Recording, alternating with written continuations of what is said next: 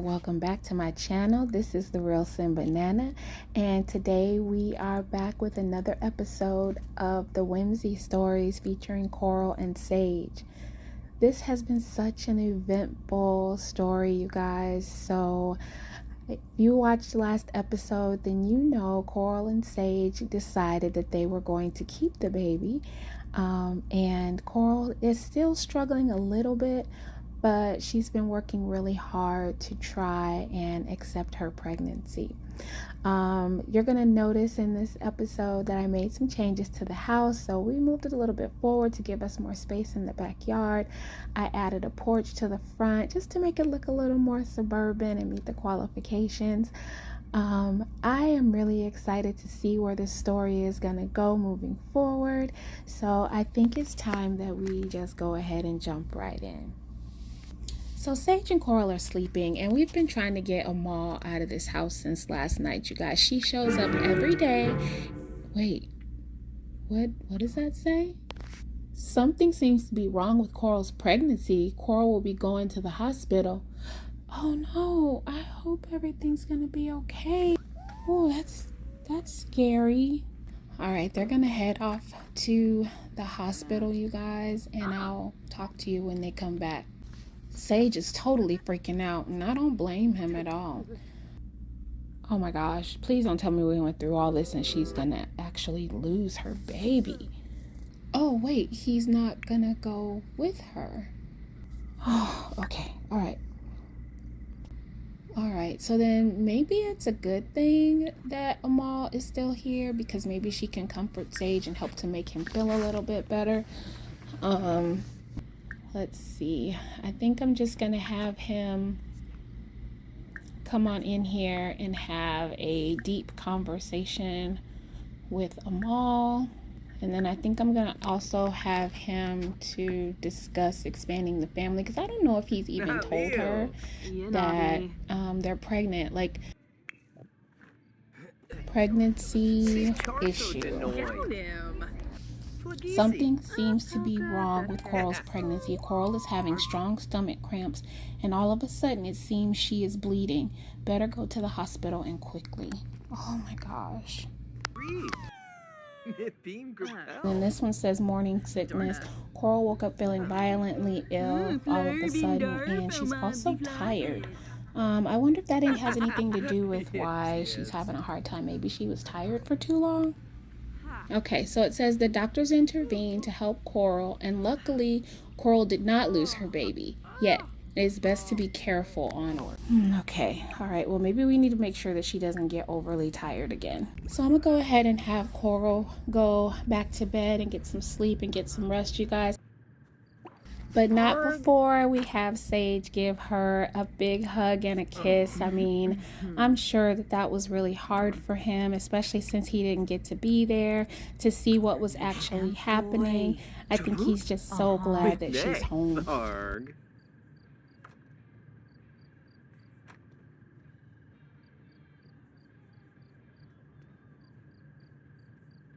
And then I think I want to have Sage go to bed too. And then I don't know.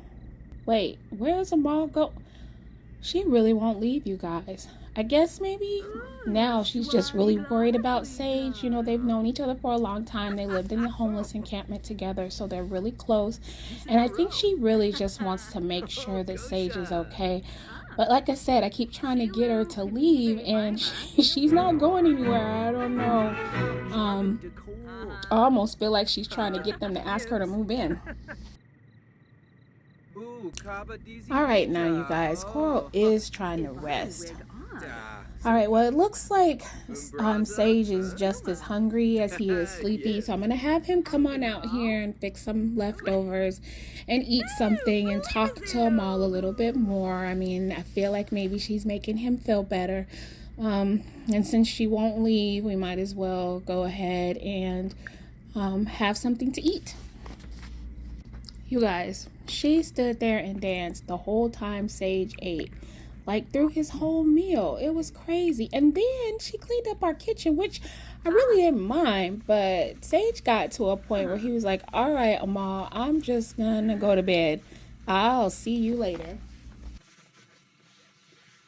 He actually said goodnight to her twice, and she still did not leave. Amal just kept singing and dancing through the whole night.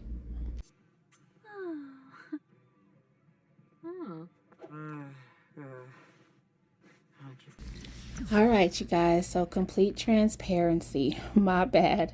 The reason why Amal hadn't left our house is because she was locked inside. I don't know how it happened, but a little while after I unlocked the front door, she finally left. So the next morning when Coral woke up, you guys, she was so tense.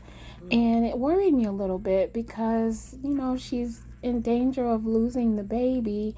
And I can imagine why she might be stressed. I mean, first, you find out you're pregnant. You don't really want to be pregnant or have a baby. And then you finally accept the fact that you're pregnant and you start to try to, you know, come to grips with it and even get happy about having a baby. And the next thing you know, you might not be having a baby because you're having complications with your pregnancy. So I can imagine why she would be really tense, but it was scary for me because I don't want her to lose the baby. So I'm trying all kind of different things to get the stress off of her. So I thought that it might be a good idea to send her to counseling and have her talk to somebody and see if they could, you know, give her some coping mechanisms and some ways to de-stress to help with how tense she is feeling.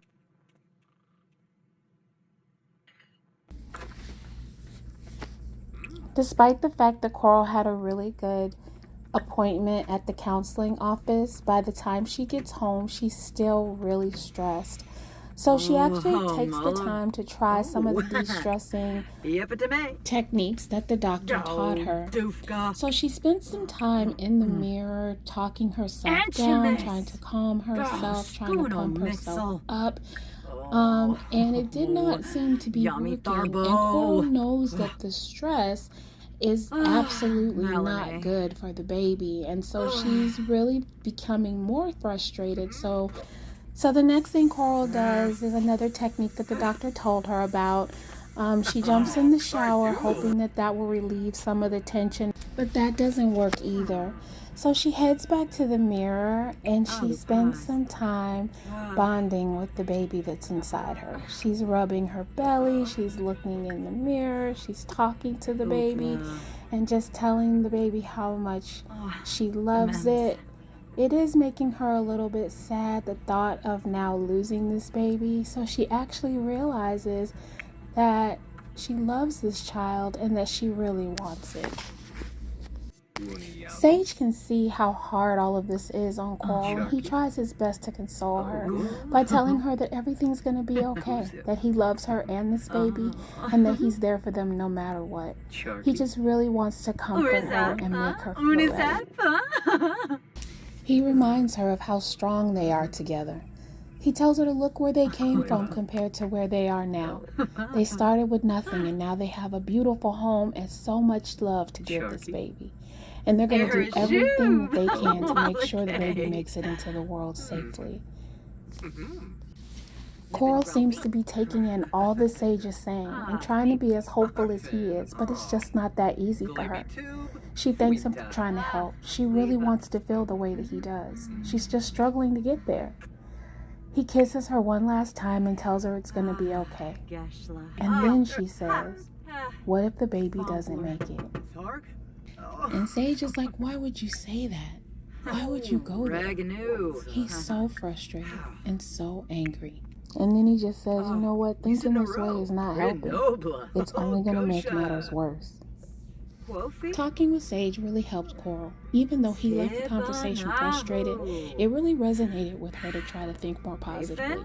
She went back to the nana technique that her counselor gave her to try to calm herself. It took some time and it wasn't easy, but she started to feel better. She knew that it would not stay that way overnight, but she was willing to keep trying. So it's spring fling, guys, and Coral is rummaging through decorations so that she can make the house spring fling ready. She's so ready for the traditions that come along with this holiday. It's been one of her favorites since she was a little girl. Between the egg hunts, the spring fling bunny, the baking, and the decorating, she was looking forward to all of it.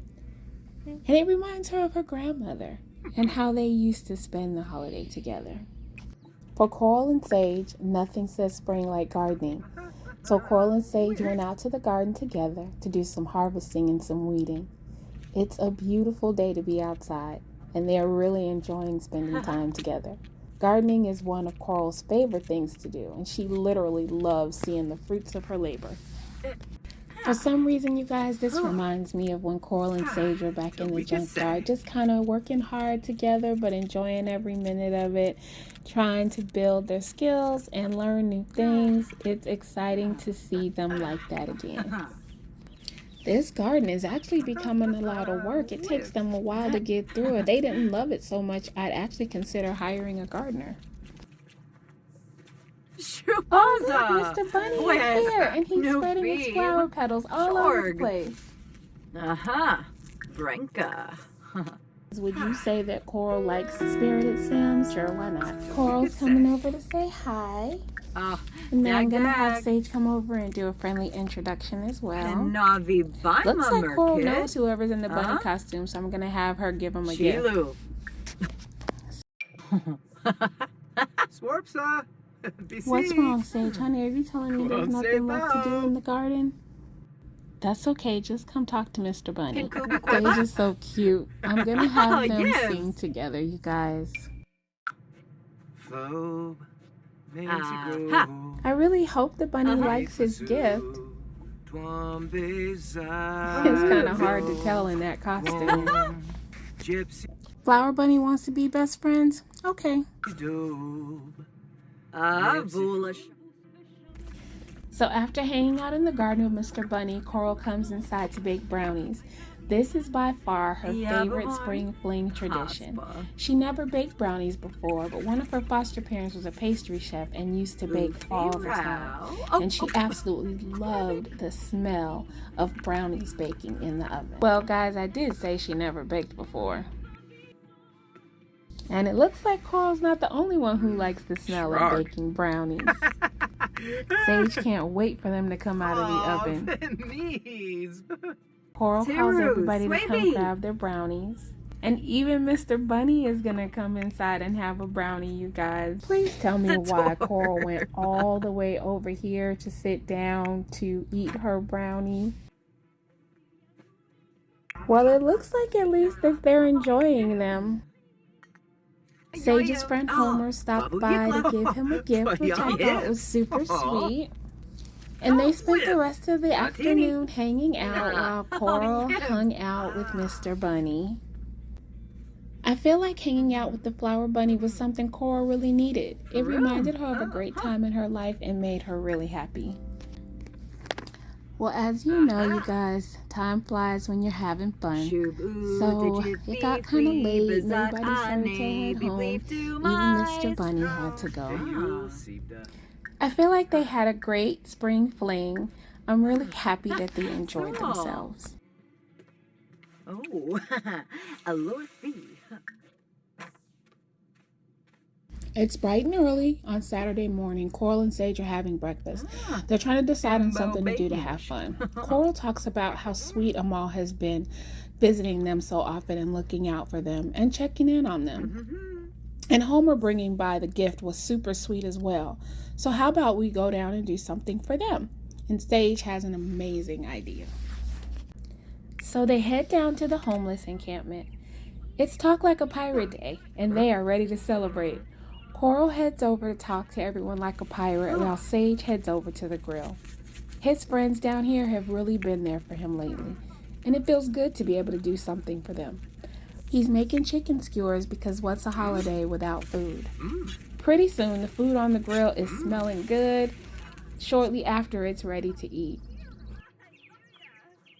Sage, don't put the food on the ground. There's a perfectly good table right there.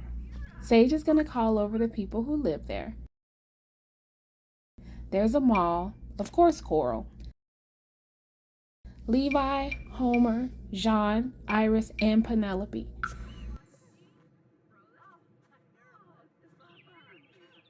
So, Yabar. Sage is really excited for them to come over and try the food. This is his family, and he's really missed being down here with them.